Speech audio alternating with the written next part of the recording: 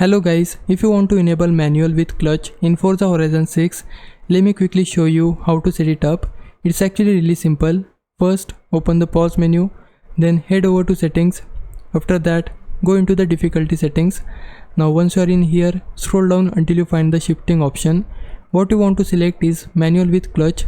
Make sure you do not choose just manual, because with normal manual shifting, you can change gears but won't actually be using the clutch. So instead, switch it over to manual with clutch, then confirm and save the settings. After that, you can jump back into the game and now the clutch control should be fully enabled. You'll notice that you can now shift through all the gears manually, including neutral, reverse and higher gears as well, depending on the transmission setup you are using. And if you have a separate shifter attached, it can feel even more realistic and easier to control. So for example, you can shift from first gear all the way up through the higher gears normally, exactly like you would expect. But yeah, that's basically how you enable manual with clutch in game. Hope this helped you out. Leave a like and subscribe my channel. For now, thanks for watching.